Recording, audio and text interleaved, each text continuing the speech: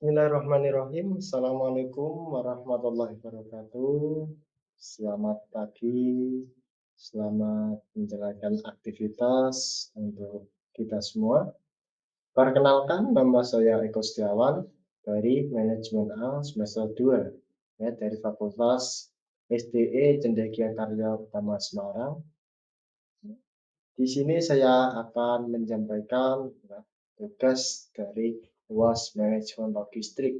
Logistik yang menjelaskan ya, tentang paparan alur manajemen logistik. Nah, sebelum saya membahasnya, teman-teman kan sudah enggak asing ya tentang manajemen logistik. Apa sih itu manajemen logistik ya? Manajemen logistik yaitu sebuah perencanaan atau implementasi dan pengendalian aliran barang dari sumber menuju titik tujuan secara efisien dan efektif untuk memenuhi kebutuhan seorang konsumen atau pembeli. Nanti di sini saya akan menjelaskan bagaimana sih alurnya, bagaimana tahap step-nya. Di sini nanti saya akan menjelaskan ya dengan sebaik-baik mungkin. Lanjut, nah ini tentang materi ya atau materi pembahasan discussion material logistik system atau sistem logistik. Yang pertama ada flow of goods atau arus barang.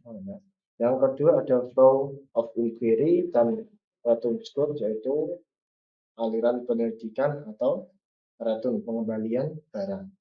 Nah, yang selanjutnya ada macam-macam alur logistik ya, yaitu ada supplier, ada procurement, ada manufacturing, dan ada physical distribution.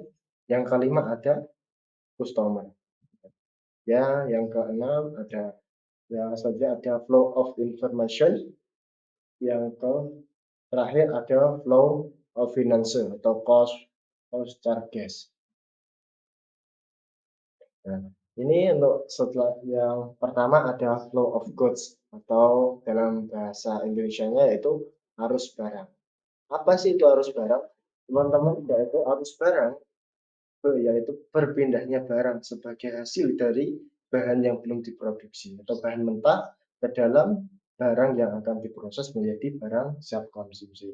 Nah, ini ada penjelasan dari arus barang, yaitu arus atau perjalanan sebuah barang tersebut sebelum menjadi barang siap konsumsi itu ada awal tahapannya sendiri. Ini yang dimaksud flow of goods. Oke, selanjutnya ada flow of inquiry and return goods, ya. Atau dalam bahasa Indonesianya yaitu aliran penyelidikan dan pengembalian barang. Artinya yaitu penanganan barang-barang retur baik yang berupa self-pack dan serap disposal ya, merupakan bagian proses yang berkaitan erat dengan reservoir logistik dan merupakan komponen logistik yang memerlukan perhatian lebih. Barang-barang diretur bisa dikarenakan kerusakan, produk, kadaluarsa, kesalahan pengiriman, dan trade-in, dan alasan-alasan lainnya. Yaitu biaya reserve logistik cenderung lebih tinggi dibanding biaya fokus logistik. Nah, ini penjelasan mengenai aliran penyelidikan dan pengembalian barang. Nah, semisal itu di aliran barang itu ada yang namanya flow of inquiry dan return goods ya. Kegunaannya seperti tadi, semisal kita sebagai konsumen atau pembeli, nah, itu semisal ada barang yang cacat, barang yang tidak sesuai dengan keinginan kita atau yang kita mau gunakan untuk diproduksi, misal tidak sesuai, nah maka bisa di return, return goods atau pengembalian barang. Ini ada manfaatnya, itu ada return goods. Oke, selanjutnya ada alur perjalanan. Maaf itu salah ketik ya, kurang. Yaitu ada alur perjalanan sebuah logistik ya. Yang pertama ada supplier, yang kedua ada procurement, yang ketiga ada manufacturing, yang keempat ada physical distribution, yang kelima ada customer. Ini alur perjalanan sebuah logistik atau barang. Nah, penjelasannya tentang supplier atau pemasok ya, yaitu orang atau organisasi yang melakukan kegiatan pasok tersebut dalam dunia bisnis, pemasok dapat menyediakan berbagai jenis barang atau bahan baku yang berkaitan langsung dengan proses produksi. Intinya, pemasok itu kegunaannya itu sebagai pemasok barang, barang yang barang mentah atau bahan baku pembuatan produk tersebut. Nah, contohnya semisal nanti ada pembuatan gula, gula pasir kan, nah pemasoknya yaitu yang pertama dari petani tebu. Nah, ini yang dinamakan supplier. Seperti itu. Selanjutnya ada procurement. Ya.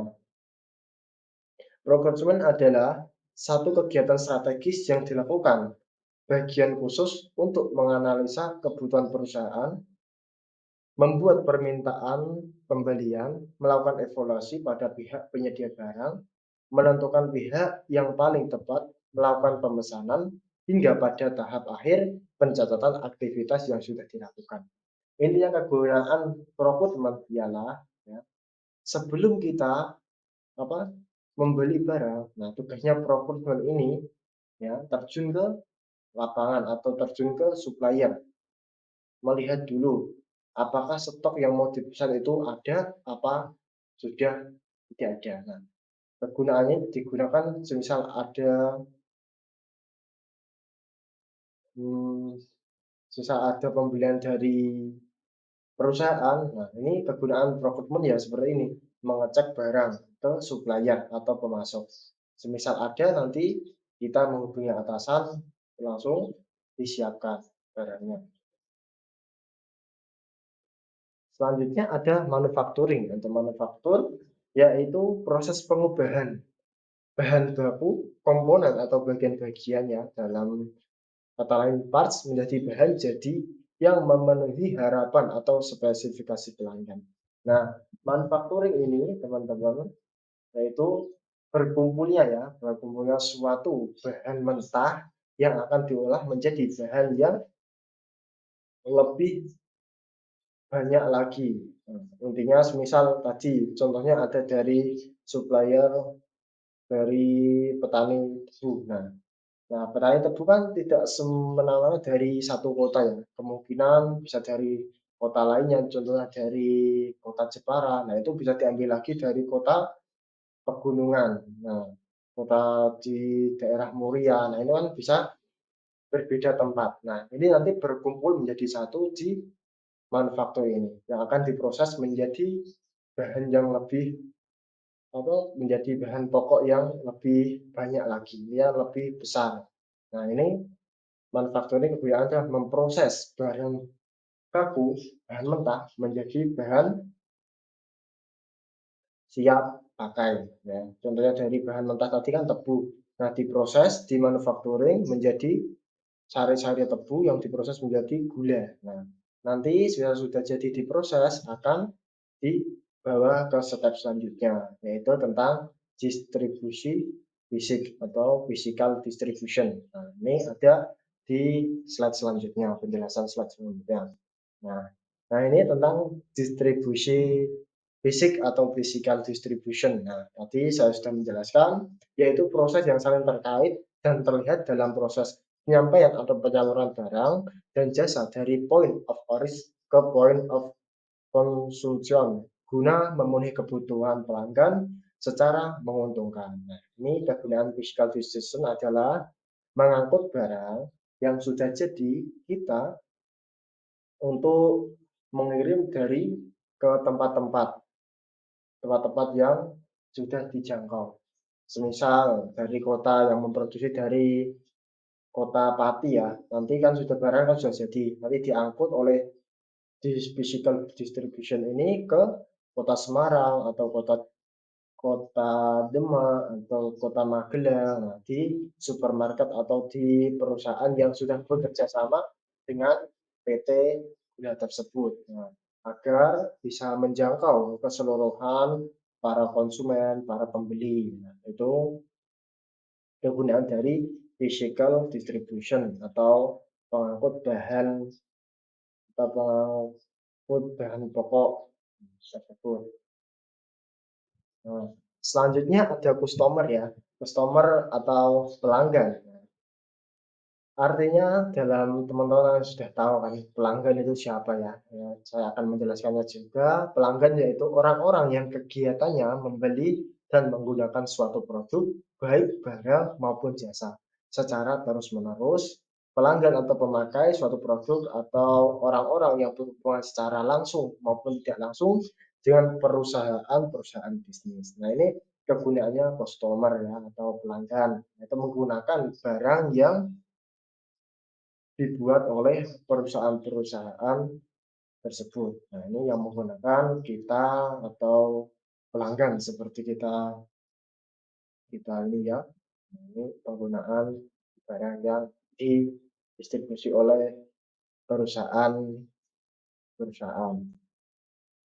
Nah, selanjutnya ada flow of information atau arus informasi ya, yaitu artinya aliran informasi yang mengalir dari tingkatan ke tingkatan. Arus informasi ini sangat penting untuk masyarakat, pelanggan, baik individu atau kelompok, dan juga sangat penting untuk sebuah perusahaan apabila mengalami kendala, entah dalam pengiriman maupun tentang stok barang yang akan dipasarkan. Nah, flow of information ini kegunaannya seperti tadi, semisal kita membeli barang, kok barangnya sudah nggak ada, nah kita bisa menggunakan flow information atau mengecek informasinya. Nah, sebelum kita membeli, kita terlebih dahulu mengecek dulu agar supaya tidak kecewa ya sebelum kita membeli bahan tersebut. Nah, itu kegunaannya flow information atau arus informasi ya, atau digunakan semisal dari konsumen atau pembeli itu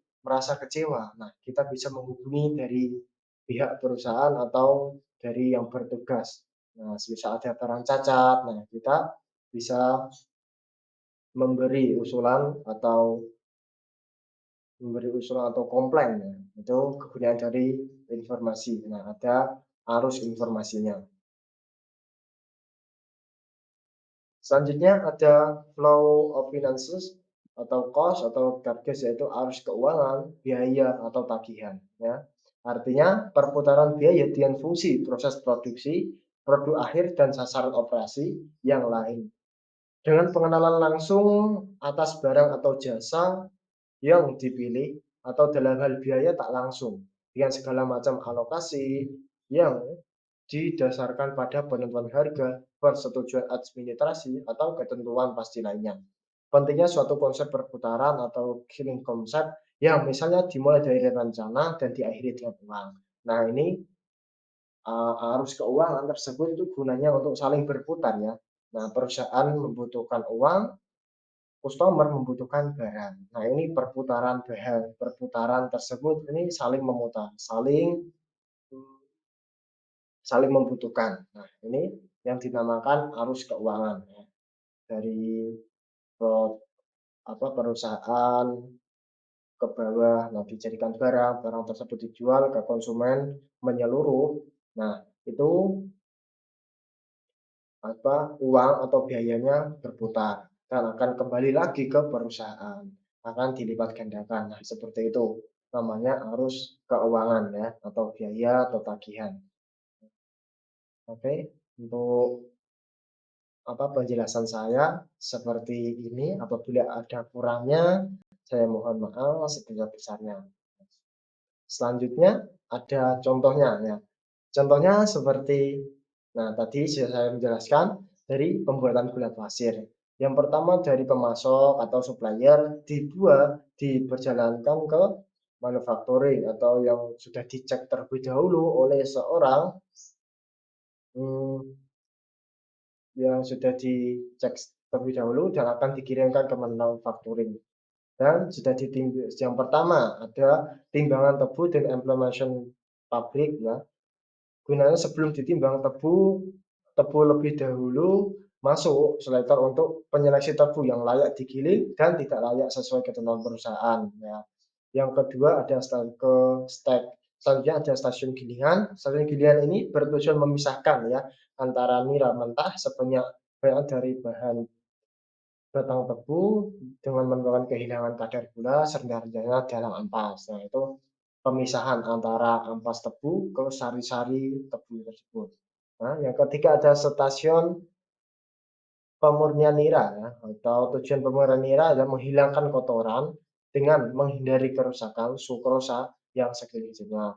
Yang keempat ada stasiun penguapan. Stasiun penguapan mempunyai fungsi utama untuk penguapan air yang terdapat pada nira, sehingga setelah keluar dari bagian akhir Abrapta diharapkan menjadi nira kental. Nah, selanjutnya ada stasiun wasiakan, yaitu di mana proses kristalisasi bertujuan untuk membuat nira kental menjadi kristal, atau sukrosa yang butuh cair berubah menjadi kristal padat dengan cara menguapkan kandungan air yang terdapat pada nira kental. Selanjutnya ada stasiun pendingin. Nah, jadi kegunaannya juga untuk mendinginkan yang kristal tadi, semisal ada yang panas didinginkan agar menjadi beku. Nah, karena pada proses pendinginan ada penurunan suhu dan dipengaruhi angka koefisien lewat jenuh, sehingga kristal yang berbentuk akan lebih membesar. Selanjutnya ada stasiun putaran. Yang ke-8 ada proses pengemasan dan pengisian gula. Nah, di mana proses pengemasan ini bertujuan untuk membuat wadah untuk pelanggan agar lebih mudah dan efisien.